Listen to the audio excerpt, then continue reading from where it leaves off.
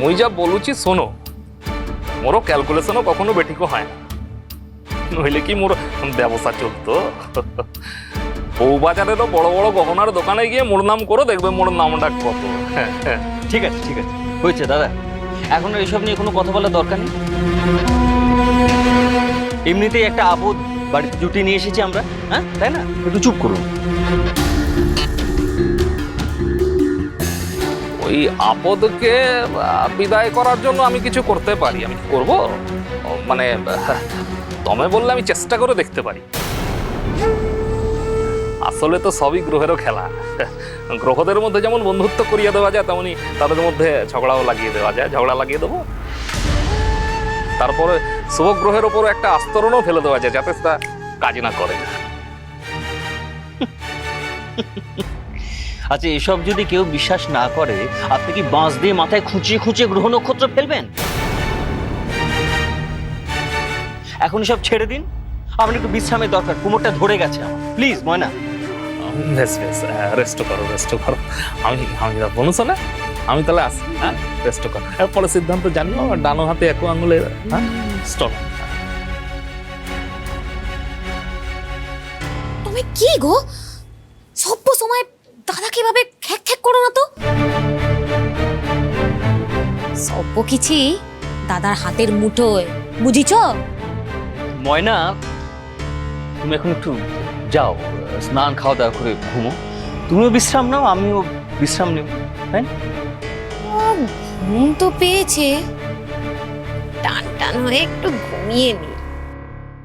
দেখো, মেয়েটা কিন্তু খুব মিষ্টি। ও বাড়ির সবার জন্য ভেবে ভেবে সুন্দর সুন্দর গিফট নিয়ে এসেছে।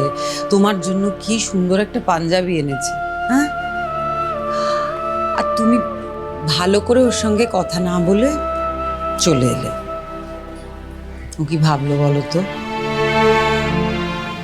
এই দেখো, আহিরি তো তোমার চোখ মুখ দেখে পরিষ্কার বুঝতেই পারলো যে ওর আশাটা তুমি খুব একটা পছন্দ করনি, তাই তো? করিনি তো। প্রমিতা, তুমি বুঝতে পারছো তো যে ওই মেয়েটা আক্কুকে লিভিং করার জন্য উস্কাচ্ছে? কেন? আমরা তো ওদের ভালোবাসা মেনে নিয়েছি, নেই? একবারের জন্য আমি বলেছি যে ওই মেয়েটি আমাদের বাড়ির বউ হওয়ার যোগ্য নয়, ছোট ছেলের সঙ্গে বিয়ে দেবো না, বলিনি তো? তাহলে কেন আক্কুর মাথায় ও এসব ঢুকাচ্ছে?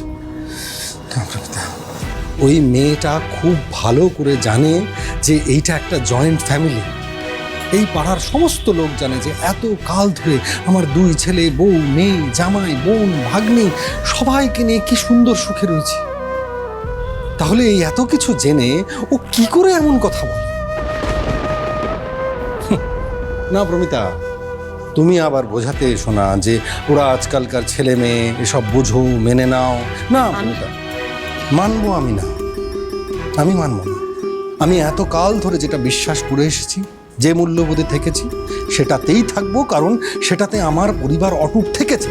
আর কারোর জন্য আমি আমার পরিবারকে ভেঙে যেতে দেবো না প্রমিতা। আচ্ছা, তুমি আবার এত উত্তেজিত কেন হচ্ছ? এত রাগ করো না নবারুণ, প্লিজ। তুমি আচ্ছা,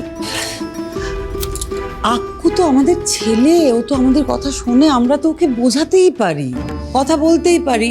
একবার কথা বলে দেখি, ওকে বোঝানোর চেষ্টা করি। বলি যে আমাদের পরিবারে বিয়ে না করে লিভ ইন করা এটা সম্ভব নয়, অন্যভাবে তোরা ভাব, বা কিছু একটা করি। তার জন্য তো একটু সময় দিতে হবে। তুমি যদি তার আগে আইরির সঙ্গে এরকম ব্যবহার করো, খারাপ ব্যবহার করো, তাহলে আক্কু কষ্ট পাবে না বলো তো? আমি তো কোনো খারাপ ব্যবহার করিনি প্রমিতা। আমি বলছি না তুমি কোনোটা ইচ্ছে করে করেছো, কিন্তু আমরা তো জানি যে আক্কু আহিরিকে প্রচণ্ড ভালোবাসে, আহিরিও আক্কুকে ভালোবাসে। ওরা অলরেডি আগে থেকে নিজেদের মধ্যে একটা আলোচনা করে রেখেছে যে ওরা বিয়ে না করে লিভ ইন করতে চায়। আমরা কথা বলি, কিন্তু কথাটা বলার আগেই তুমি যদি এভাবে রিয়াক্ট করো, তাহলে কি কোনো সুরাহা হবে? মাঝখান থেকে কি হবে বলো তো? আমাদের ছেলেটাকে শাঁখের কড়াতে মুখে পড়তে হবে। আমি তো সেটা চাইনি প্রমিতা। আমার চাওয়াটা তো খুব সিম্পল। তুমি বোঝাও আক্কু আর ওই মেয়েটাকে যে আমরা ওদের বিয়ে দেব, কিন্তু বিয়ের পর ওদের এই বাড়িতেই থাকতে হবে সবার সাথে। না, এর বাইরে কোনো কথা আমি শুনবো না, মানবো না।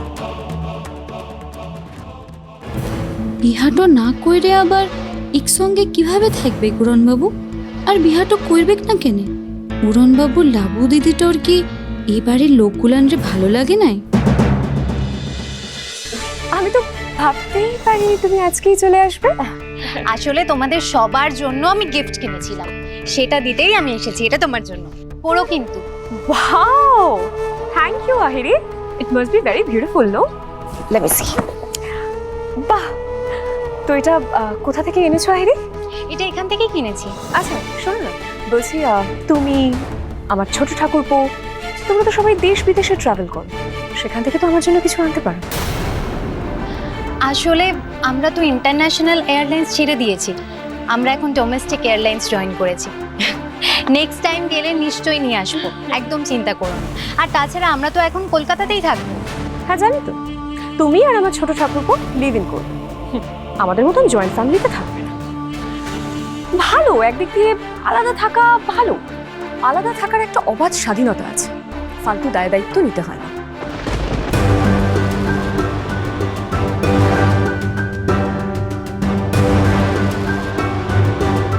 আসলে কি বলতো, জয়েন্ট ফ্যামিলিতে থাকার অনেক হ্যাপা আছে। মানে ধরো প্রবলেমটা তোমার নয়, প্রবলেমটা অন্য কারো, কিন্তু সেই ঘুরে ফিরে তোমারই ঘাড়ে এসে দায়টা।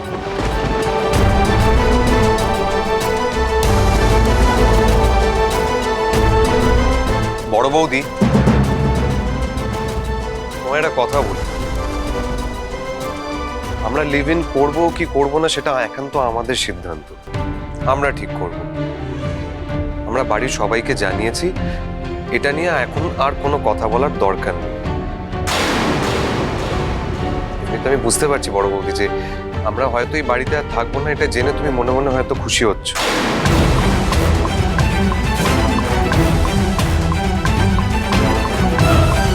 ঠাকুরপো, কি ব্যাপারটা কি বলো তো? বৃন্দা, ঠিক আছে, চুপ করো না। এই তো বড়দা ভাই, বড়দা ভাই, এই গিফটটা তোমার জন্য এনেছি। সে কি? Thank you, thank you. আচ্ছা, মিস্তি ভাই কোথায়? রেস্ট নিচ্ছে নাকি? ও মরিজা, না না, এই তো এসে গেছি। ওপর থেকে তোমার গলা পেয়ে মন নেমে চলে এলাম। এই কেমিতি আছো? ভালো আছি, তুমি কেমন আছো? তো আচ্ছা মিস্তি ভাই, তোমার জন্য এই শাড়িটা নিয়ে এসেছি। এখানে তোমার, মেজদা ভাই আর ঘুমের গিফট আছে। তো বলো, আচ্ছা তোমায় সবার জন্য গিফট আনিছো? আনবে না, এখন তো সবাইকে পটাতে হবে যাতে সবাই ওর ডিসিশনটা মেনে নেয়। এ পিছানো ওকে আমার ঠিক চেনা হয়ে গেছে। কেন আমি আনতে পারি না? কাহি কি পারবে না? এই দিদি ভাই দেখি তো তোমাকে কি দিয়েছে দেখি। এটা বড় তো। ও এইটা দেখি, এইটা মা বহুত সুন্দর। দিদি ভাই এসে গেছে, যাও। আরে দিদি ভাই, অদিতি এসো। কেমন আছো তুমি? আমি ভালো আছি, তুমি কেমন আছো? খুব ভালো আছি। এক সেকেন্ড, তোমাদের জন্যও আমি সুন্দর সুন্দর গিফট এনেছি। ইয়েস, এটা দিদি ভাই তোমার জন্য আর তোমার মেয়ের জন্য, আর পিসিমণিকে দেওয়া হয়ে গেছে, এটা তোমার। Thank you so much.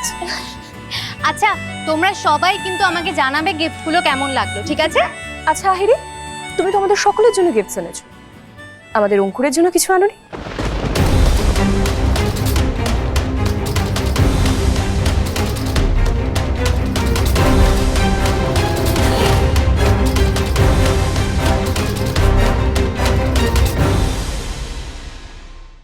আরে নাও, ধরো, পড়ো কিন্তু। কেমন? তুই কি ভালো রে দিদি ভাই, কি মিষ্টি করে কথাটা বলিস। তুই খুব মিষ্টি আছিস, আর তোদের দুটিকে মানাইছেও খুব।